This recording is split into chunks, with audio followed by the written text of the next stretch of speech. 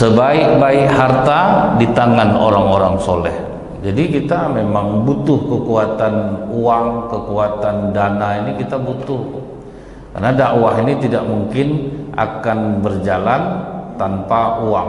Tapi kita harus letakkan, tidak selamanya dakwah itu kita itu dengar orang ceramah terus kita amplopkan. Bukan itu saja, Pak. Cara orang-orang kaya dalam berdakwah ini berbeda-beda. Rasulullah pernah mengatakan, kadang ada kalanya kita menarik orang kepada kebaikan ini lewat perutnya, pakai duit, Pak. Apakah Rasulullah pernah melakukannya? Ya, kepada Safwan bin Uyainah namanya, Pak. Safwan bin Uyainah ini, Pak, waktu penaklukan Mekah, dia milih keluar dari Mekah daripada masuk Islam. Akhirnya adalah yang menjamin, tidak usah kau keluar dari Mekah lagi, sini aja lah kau, aku yang menjamin kau. Rasulullah tidak akan mungkin membunuhmu. Waktu perang Hunain dipinjam Rasulullah lah baju besinya, Pak. Dia banyak baju besinya, dipinjamkannya lah baju besinya. Menang perang Hunain, Rasulullah pulang ke Mekah, dikembalikanlah baju-baju besi yang dipinjam itu. Setelah itu diajak Rasulullah dia ke atas bukit. Sampai di atas bukit itu disuruh Rasulullah dia melihat ke bawah. Tengok ke bawah itu, banyak onta tak? Banyak ya Rasulullah. Semua onta itu aku berikan kepadamu. Langsung syahadat, Pak. Itu gunanya, Pak. Menarik orang kepada kebaikan. Ada dulu lagi seorang ustadz yang lumayan bagus ekonominya, Pak. Yang datang ke pengajian dia itu ditulis di undangan itu, diganti transportasi 30.000 penuh, Pak. Beda itu cara, kadang cara dakwah itu maksudnya itu guna duit itu maksudnya itu, Bu. Nah, datang 30.000. Ingat saya Masjid Darul Amal itu paling susah ngajak orang ke masjid, paling susah, Pak. Datang orang rumah makan Taragum, umumkan nanti habis ceramah saya yang ngasih makan. Jadi dari rumah makan Taragum diumumkanlah jam 5 sore. Acara disisa penuh maghrib tuh, Pak. Ada yang mereng-mereng pakai telekungnya, Bu. Nampak tak pernah ke masjid, Pak. Ada bapak, Bu, ya pas isya tuh ingat saya tuh, didorong-dorongnya pintu tuh, pintu masjid itu pintu geser, Pak. Didorong-dorong. Ada berapa lama dia nak ke masjid tuh kira-kira tuh, Pak. Jadi cara bapak ibu yang kaya-kaya ini berjuang dengan cara seperti itulah. Ini seperti kita ada donasi seperti ini luar biasa nih, Pak. Nampak program yang kemana kita mau mengeluarkan uang kita. Jelas ada programnya, daripada tertumpuk-tumpuk nanti duit masjid tidak ada gunanya. Tapi kalau ada program tuh, Pak, itu cepat dia mengalirnya dan cepat efek itu terasa ke dalam jiwa. Ini yang pernah saya sampaikan, Bu. Kenapa katanya orang kalau rajin nyumbang untuk anak yatim, hajat hidupnya dipenuhi Allah, hatinya dilembutkan Allah. Saya udah banyak nyumbang, apa keras juga hati saya. Saya jawab, duit bapak tersangkut di masjid. Karena uang anak yatim kan banyak, kadang tertumpuk-tumpuk tuh, Pak. Tidak dikeluarkan misal 2 kali setahun. Anak yatim itu butuh belanja tiap hari, Pak. Dia butuh hidup setiap hari, dia butuh beli seragam sekali sekian bulan, dia butuh beli buku. Itu yang saya sampaikan waktu itu, Bu, ke Masjid Nurul Yakin. Kalau memang apa yang lebih mudah rasanya, Pak kata saya, santuni aja mamanya, kata saya. Caranya, Ustaz, nikahi. Oh, enggak berani saya, Ustaz. Kalau dinikahi kan jelas tiap hari dikasih, Pak, kan. Akhirnya disantuni lah, Bu. Sekarang saldo anak yatim di Masjid Nurul Yakin Bambu Kuning itu 0. Jadi terus dikeluarkan, terkumpul tiap bulan, diurusin sekolah anak yatim itu, dikasih belanja, mamanya dikasih belanja. Jadi uang tuh mengalir dia, Pak. Dia kan macam terowongan air, Bu. Terowongan air paret tuh, Pak. Besar air masuk, besar air keluar, bersih gorong-gorong tuh. Uang masuk banyak, uang keluar sedikit, tersumbat dia, belumut gorong-gorong tuh. Itu yang membuat tetap kotor hati kita walaupun kita rajin menyumbang karena tidak keluar dia. Nah, orang-orang kaya pada masa Rasulullah itu, Pak, menggunakan duitnya untuk apa, Pak? Membebaskan orang-orang Islam yang miskin dari perbudakan. Yang paling mahal nebusnya siapa Pak? Bilal bin Rabah Pak. Itu mahal nebusnya. Supaya tidak sanggup Abu Bakar, apa kata majikan Bilal nih? Aku lepaskan dia, tapi aku minta tebusan 9 ukiah emas. Satu ukiah itu Bu 7,4 dinar. 1 dinar Pak 3.578.000. Bapak kali 7 kali 9, dapat mobil ras buka sampul baru Pak. Itu penebusnya Pak. Rela tuh Pak. Itu guna duit Abu Bakar Siddiq tuh. Mana yang jadi budak, tebus, bebaskan. Jadi sehingga merdekalah orang-orang miskin itu, budak-budak ini merdeka jadinya. Nah, karena melihat situasi itu, dari mulai cara menindas, mulailah orang kafir Quraisy menggunakan cara yang lebih elegan, yaitu dengan membujuk, lobby. Datanglah mereka menemui Abu Thalib, paman Rasulullah. Paman, sampaikan kepada Muhammad keponakanmu, kalau dia bersedia berhenti dia mendakwahkan Islam ini, kami sudah sepakat nih, semua kita yang petinggi-petinggi Mekah ini sudah sepakat mengangkat beliau menjadi raja di Arab ini. Kawan tak tawarannya Pak, kalau mau berhenti dakwah jadi raja di Arab tanpa ada kandidat lain Pak, cuman beliau saja. Jangankan untuk menjadi raja lagi Pak, jadi RW aja kita udah pasang spanduk Pak. Itu di masjid dan tidak bersapa lagi itu Pak, antara kubu bapak ini kubu itu RW baru tuh. Saya ingat Bu ya, saya kan pernah jadi RW di Kelurahan Kota Tinggi Pak, Pasar Mambo tuh. Warga saya tuh Mall Pekanbaru. Saya naik tanpa ada kandidat lain Pak, menang telak Pak. Duduklah saya, karena saya tidak meminta. Itu rupanya Pak, ketika kita tidak meminta, Allah memberi. Kalau Allah sudah memberi itu kita jalani Pak. Awalnya biasa tuh Pak, mulai terasa enaknya Bu pas penandatanganan lah, tolong Pak RW, lupa ada 50, ada 100 Pak. Walaupun apa nih Pak, saya ambil juga. Dia tidak boleh lama-lama basa-basi itu Bu, nanti tarik orang balik. Awalnya yang biasa tadi Pak, itu ngerinya godaan jabatan tuh. Makanya Bu, doakan para pejabat kita. Berat rupanya Pak, jadi RW aja. Tiap mau masuk lebaran itu Bu, orang-orang mall ngasih saya minuman kaleng. Terbayang enggak Bapak berapa banyak minuman kaleng yang bisa saya bagi-bagikan ke orangnya dia Bu. Mulai saya sayang dengan jabatan tuh Pak. Ngeri enggak Pak? Awalnya tadi biasa saja, mulai saya sayang. Mulai saya takut kehilangan itu Pak. Jadi jangan kita coba-coba meremehkan, alah pejabat ini tidak ada yang betul, janji-janji aja. Jangan, doakan Pak, berat. Ini saya udah ngalami Bu, yang paling rendah padahal tuh. Pas pemilihan sekali lagi mulai ambisi saya besar Pak, saya harus menang jadi RW. Karena ini lumayan loh Pak. Gaji memang sekali 3 bulan Bu, cuman sampingnya besar rupanya Pak. Rupanya Bu, pas yang kedua itu menang telak saya balik Pak. Tidak ada lawan. Di saat itulah saya meninggalkan RW itu, karena saya tahu hati saya itu sudah tidak bagus. Ini bahaya nih, kalau sempat diteruskan bahaya. Nah, apalagi ditawari jadi raja Pak, tanpa pemilihan, duduk Muhammad itu jadi raja. Apa yang saya alami tadi, rupanya sejarah itu berulang Pak.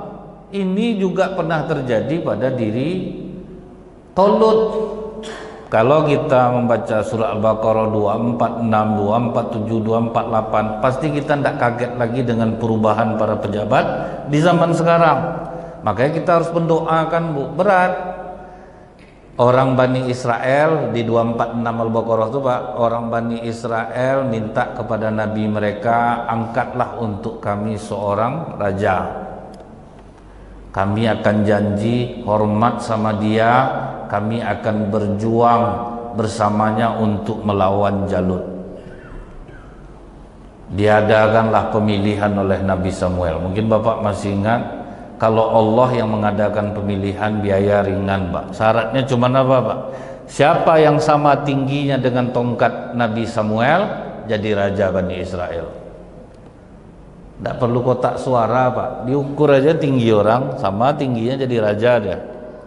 Sebanyak itu yang ikut, hanya satu yang sama tingginya dengan tongkat Nabi Samuel, yaitu Tolut. Dan Allah bukan sembarangan memilih Tolut nih, Pak. Udah set Allah itu, Bu. Sudah skenario Allah. Kenapa? Tolut ini fisik kuat, otak cerdas. Makanya dia jadi raja Bani Israel. Jadi syaratnya, Pak, cerdas, badan kuat. Tapi ada salahnya satu, Bu. Miskin, Pak. Dia petani. Makanya di 247 itu orang Bani Israel protes, sebanyak ini kami yang kaya, masa orang macam dia lah yang duduk. Jadi dia tahu Bapak Ibu tuh kan, duit ini perlu, Pak. Cerdas betul Tolut, fisik kuat, tapi miskin, Pak. Tidak didukung orang, Pak. Saya ingat dulu, Bu, ya, hari hujan, badai, petir menyambar. Adalah pejabat mengundang warganya ke rumah malam itu. Saya yang ceramah. Kaget saya, Pak. Penuh orang datang di halaman dia tuh, Pak. Saya bilang sama Bapak tuh, salut saya tengok Bapak. Cinta betul masyarakat sama Bapak. Sampai hujan badai macam ini ramai orang datang. Baca undangan tuh di bawah dulu, Ustaz. Beras 5 kilo, gula 2 kilo, minyak goreng sekilo, telur sepapan, indomie sekardus. Apa hujan badai tak datang orang, Pak? Jadi butuh enggak duit itu, Pak? Butuh, Pak. Tak bisa kita dengan modal lillahi ta'ala yang salah kita mengartikan itu, Pak. Saya pokoknya tulus karena Allah. Kita turun, kita enggak ada. Susah. Gimana? Kalau ingat kata Rasulullah tadi, Bu, duit itu perlu menarik orang kepada kebaikan. Orang buruk aja pakai duit, makanya mereka tuh lancar jalannya, Pak.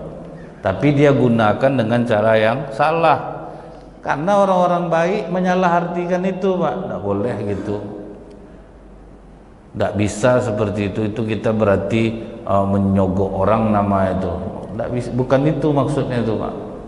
Karena dalam sebuah perjuangan itu memang dana sangat dibutuhkan. Jadi karena Tolut ini miskin, akibatnya apa, Pak? Kata Nabi Samuel, tadi kalian minta angkat raja. Ini sekarang sudah ada banyak pula cerita kalian. Jadi orang Bani Israel itu sifatnya apa, Bu? Kalau tidak ada pengen pilih lah. Sudah itu nanti sudah terpilih, masa ini orangnya. Itu sampai hari ini itulah sifat dasar mereka tuh, Pak. Keimanannya paling susah untuk diharapkan. Makanya Nabi yang paling banyak mukjizatnya Nabi Musa alaihissalam, Pak. Sampai 11 mukjizatnya, Pak. Karena kaumnya Bani Israel. Orang sekarang heran, Bani Israel, ya dulu lagi macam itu dia, Pak. Memang licik, tapi paling penakut. Mereka itu dari zaman dulu tuh memang penakut, Pak. Diajak Nabi Musa berperang, berangkatlah kau Musa bersama Tuhanmu, kami hanya tinggal di sini sana. Sebanyak tuh Bani Israel yang berperang melebut Palestina dulu itu, Pak, cuman 3. Yusha bin Nun, Nabi Harun, Nabi Musa. 3 yang ikut perang cuman, Pak. Selebihnya standby, Pak. Memang pengecut sampai hari ini. Jadi apa pengakuan tentara Israel itu, kami sedang berhadapan dengan hantu. Itulah takutnya mereka, Pak. Karena memang mereka itu, memang bangsanya itu pengecut. Itu memang dari dulu memang ada sifat dasarnya sama macam kita, Pak. Kalau memang yang dasarnya takut kelam tuh, Bu, takut gelap tuh, setaat apa aja dia zikir doa tetap penakut, Pak. Iya kan, Pak? Itu kan memang bawaan dari diri itu. Sholat rajin ditinggal orang dalam masjid, memekik dia, Pak. Awayangan itu di masjid aja tidak nyaman dia, ditinggal sendiri. Nah kemudian akhirnya apa, Bu? Tadi kalian minta raja untuk berperang melawan Jalut. Ini sekarang sudah ada raja. Berangkatlah kalian berperang sama dia. Mau tidak mau, pergilah mereka. Jumlah yang pergi 7.000, termasuklah di dalamnya Nabi Daud alaihissalam. Nabi Daud waktu itu remaja menjelang dewasa. Begitu sampai di sungai, dijadikanlah oleh Tolut sungai itu menjadi ujian bagi para pengikutnya. Siapa yang setia kepadaku, jangan minum air ini. Tapi siapa yang meminum air sungai ini, berarti dia bukan pasukanku. Silahkan tinggal atau pulang kalian. 7.000 yang pergi, 6.700 yang minum, Pak. Nah, itulah susahnya itu, Pak. Tinggallah 300 lagi. Termasuklah Nabi Daud di dalam 300 itu. Jadi memang susah, Pak. Jadi Bapak usahakanlah orang-orang Islam yang dikasih Allah kesempatan untuk kaya, kayalah, karena kaya orang Islam itu bisa berarti untuk orang lain. Cuman jangan dipaksa kekayaan itu dengan cara kita sendiri sehingga kita menghalalkan. Kan kadang-kadang orang sekarang banyak, kan ada ustadz ngomong tuh, pokok usahakan kita kaya, tapi jangan makan barang orang, jangan makan orang diolah, ngurus-ngurus apa-apa disusahkan supaya orang bayar. Kadang-kadang ada seperti itu, Pak, kan, untuk mendapatkan uang, tapi dia ngolah orang, dipersulitnya orang. Bisa, Pak, tapi kalau macam ini 2 bulan siapnya. Saya bisa bantu Bapak macam pahlawan, Pak, macam baik betul. Bisa sehari siap, Pak, tapi kalau ada Bapak 2.500.000, ini bukan untuk saya ya, Pak ya. Bapak jangan salah sangka, padahal untuk dia, Pak, dia ngolah. Nah, itu kan banyak orang seperti itu, Bu. Sesuatu yang mudah disulitkannya sehingga dia dapat uang. Dengan uang itu dia mau bersedekah. Innallaha thayyib la yaqbalu illa thayyib. Allah itu maha baik, dia hanya menerima yang baik. Jadi kalau orang, Bu, bersedekah pakai duit orang, yang salah dia mendapatkannya sama dengan mencuci baju dengan air kencing. Bukan bersih, dia tambah kotor dia jadinya. Nah, jadi itu ya, Pak ya. Jangan kita sampai menganggap bahwa halalkan segala cara untuk mendapatkan uang, sudah itu kita bawa kepada kebaikan. Itu sama mencuci baju pakai air kencing. Kalau laba makanlah, tapi jangan ngolah orang. Dia kan tidak semuanya, Pak, uang yang kita dapat dengan cara seperti itu haram, tidak. Jangan sampai, misalnya nih, Bu ya, kita itu jangan sampai menganiaya hak. Misalnya jalan nih, Bu, jalan sekian, rupanya berlebih, dia dapat laba, makanlah, tapi jangan mengurangi aspal, jangan mengurangi apa, jangan mengurangi struktur, laba makan. Makanya banyak pejabat-pejabat itu bilang, silahkanlah kalau kalian termakan sama kalian duit ini, makanlah, tapi ada barangnya, jangan sampai tidak ada. Itu maksudnya itu, Pak. Ini sampai tidak ada sama sekali, Pak, dibuatnya. Jalan kita 2 kali berlubang, balik dia itu besok ditambal balik, itu macam itu dia, Pak. Ambillah, tapi jangan sampai barang itu tidak ada. Usahakan barang itu ada. Tapi ini janganlah Bapak salah ngamalkan, Pak, nanti kena lah saya, nanti pergi dia beli sapi, ada enggak fee-nya untuk saya? Itu bisa 500 satu sapi, Pak. Pokok kita ingat kata Ustaz Nazril waktu itu, pokok enggak apa laba, yang penting sapinya ada. Saya yang kena jadinya, Pak. Itu lisik-lisik sapi datang, Bu, untuk menyediakan fee untuk dia. Jadi jangan sampai menyalah artikan ketika kita mendengar pengajian. Nah, kemudian tinggal 300, waktu bertemu dengan Tolut semuanya ketakutan, Pak. Dibangkitkan Tolutlah semangat pasukannya. Siapa yang berhasil membunuh Jalut, akan aku nikahkan dengan anak perempuanku. Tidak ada yang berani maju, hanya satu yang maju, yaitu Nabi Daud alaihissalam. Maju Nabi Daud, senjatanya menjanik namanya, Bu. Menjanik itu sejenis ketapel, Pak, tapi kekuatannya besar tuh. Sempat menjanik tuh kena batu sama batu aja bisa pecah batu yang kena tuh. Tapi kalau ketapel dilarang Rasulullah, karena ketapel hanya mematahkan gigi gitu Rasulullah. Tapi kalau menjanik mati orang dibuat itu, Pak.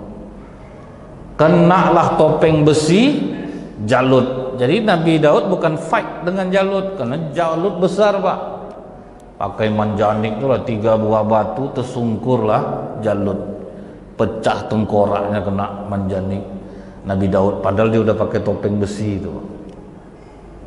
Macam gerakan intifada Palestina lah Pak, itu kan gunakan batu, tapi mereka tidak menggunakan seperti Nabi Daud. Waduh, kalau sempat yang menjanik macam Nabi Daud itu cara melemparnya mati tentara Israel bisa dibuat tuh Pak. Cuman mereka kena batu aja udah lari Pak, apalagi kalau sempat pakai manjanik Pak. Di batu aja sama orang-orang Palestina udah tidak berani mereka maju. Sempat pakai manjanik itu jarak jauh aja bisa tuh Pak. Ngeri juga kekuatannya tuh. Nah kemudian Bapak Ibu, begitu Jalut mati,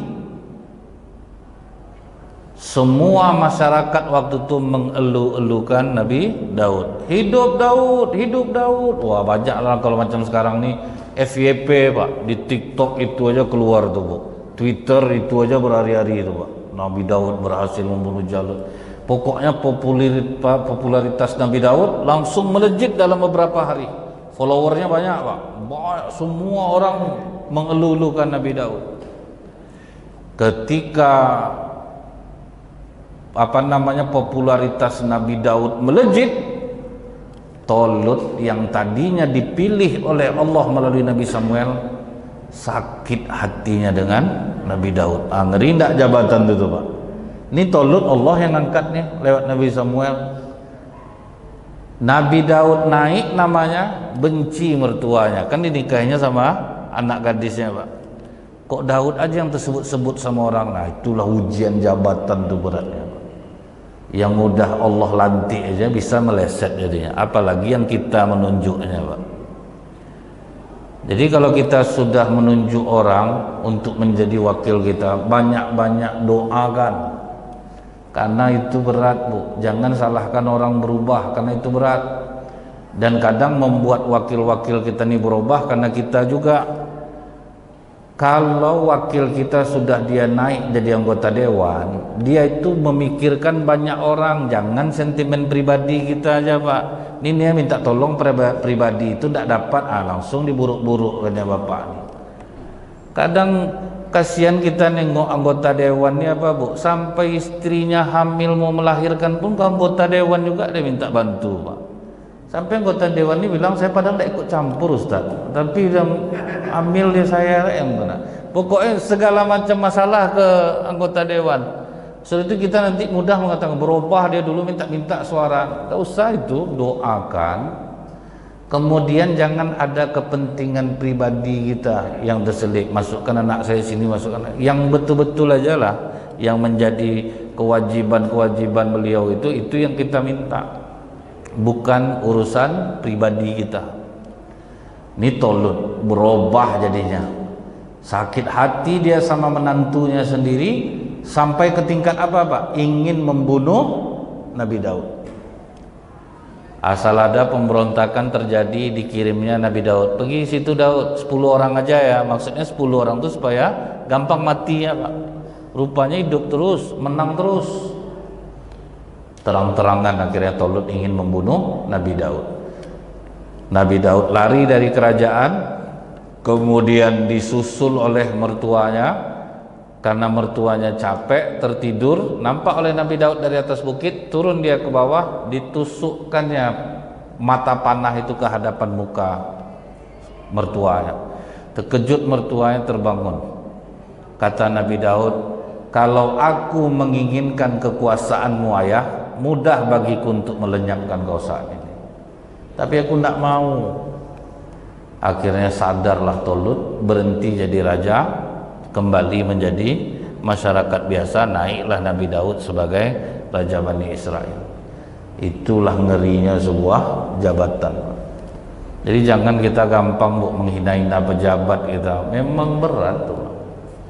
Menjadi wakil rakyat itu tuh berat, banyak yang dipikirkannya. Maka kawal dia terus dengan doa,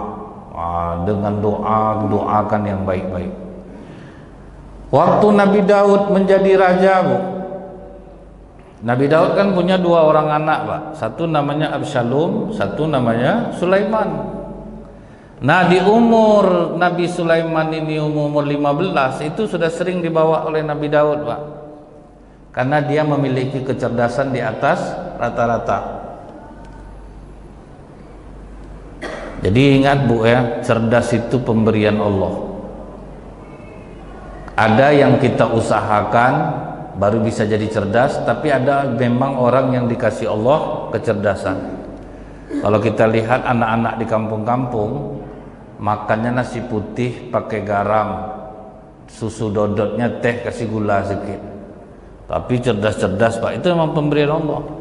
Anak kita udah kita kasih madu, susu mahal-mahal, DHA, omega 3, tetap lisui bodoh lagi, Pak.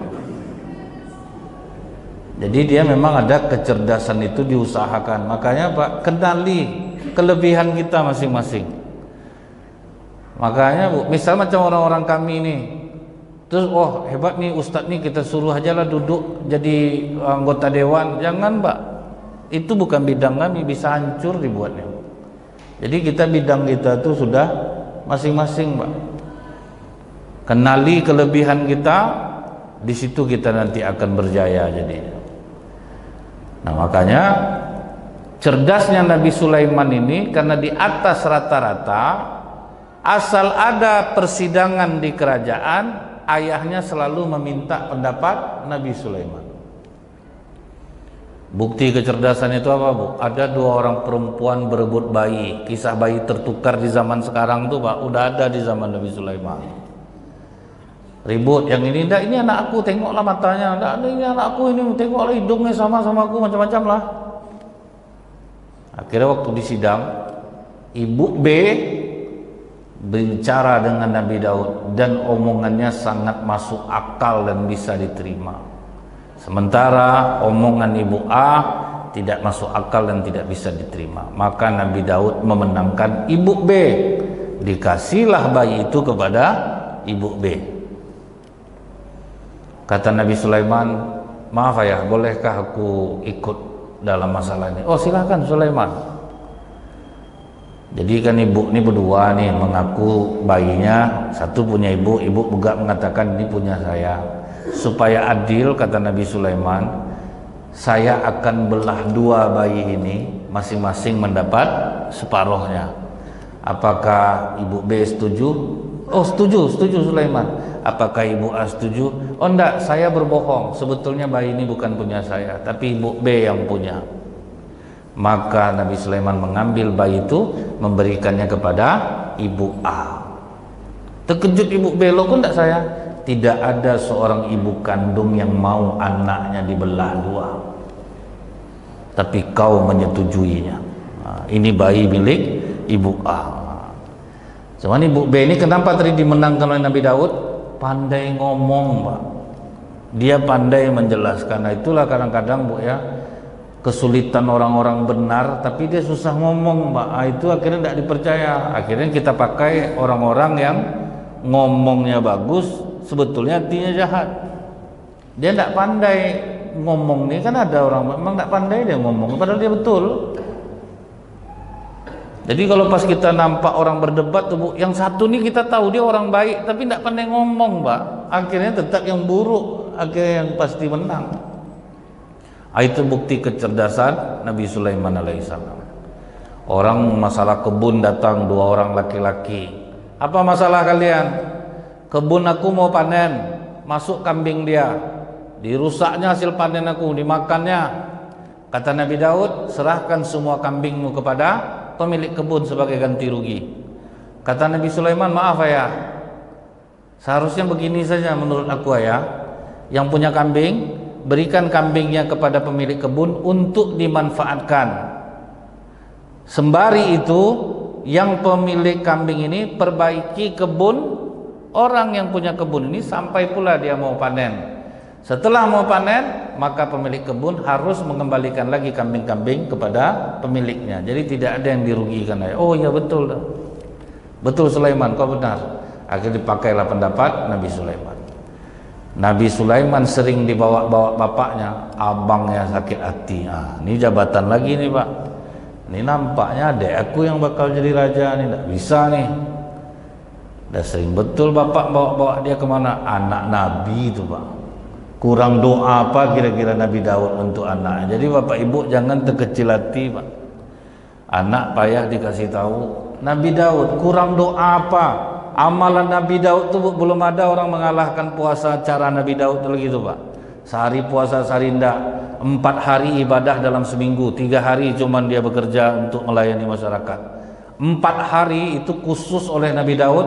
Jangan ada yang mengganggu aku. Jadi kalau Nabi Daud sudah ibadah dalam 4 hari dalam seminggu itu Pak, tidak ada satupun orang yang boleh masuk ke dalamnya. Makanya pas malaikat maut jebol masuk ke dalam, di situ terkejut Nabi Daud. Cuman malaikat maut yang jebol masuk Pak. Ditanya oleh Nabi Daud, "Ngapa kau kemari?"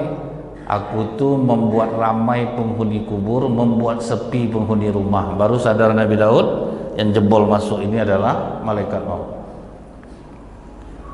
Ada yang bisa mengalahkan ibadah Nabi Daud seperti itu? Puasa terbaik, ibadahnya bagus, tidak keluar-keluar kalau udah 4 hari ibadah tuh. Kurang doa apa untuk anak Pak? Dapat anak meleset satu. Cara Absalom ini macam mana Pak? Mulai dia menampilkan sosok laki-laki yang sangat baik. Turun dia ke masyarakat Pak. Apa masalah Bapak Ibu? Turun dia Pak.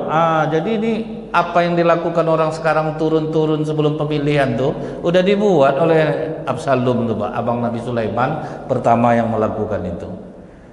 Jadi kalau kita belajar sejarah nih Bu, tidak ada kita terkejut lagi Pak, karena sejarah itu berulang. Apa yang terjadi sekarang itu sudah terjadi di masa lalu. Turunlah Absalom ini. Apa masalah Bapak Ibu? Ya nanti saya bantu. Dibantu betul Pak. Selesai masalah masyarakat dibuatnya, turun dia ke pelosok-pelosok. Dia nak raja Pak, duit banyak. Jadi sayang masyarakat kepadanya Bu, tapi niatnya salah Pak. Jadi dia turun, tapi niatnya jahat. Dia ingin jangan sampai adiknya yang jadi raja. Tetap ada maksud terselubung. Semua masyarakat dibantunya. Asal ada masyarakat yang mau ke kerajaan, dipotongnya langsung Pak. Apa masalah? Biar saya selesaikan. Sampailah simpati masyarakat bulat kepada Absalom. Mulailah Absalom menghubungi tim-tim suksesnya Pak. Udah ada tuh Pak. Macam mana kekuatan di sana udah bagus. Oh bagus. Nanti kau tunggu perintah aja, pokoknya ketua. Kan gitu Pak ya. Ketua perintahkan gerak kami nanti. Di hari yang ditentukan pada pagi hari, bergeraklah semua masyarakat waktu itu untuk menjatuhkan Nabi Daud. Angkat Absalom menjadi raja, angkat Absalom menjadi raja. Dikudetanya bapak kandungnya sendiri. Bayangkan tuh bapak, ngeri tak jabatan tuh Pak.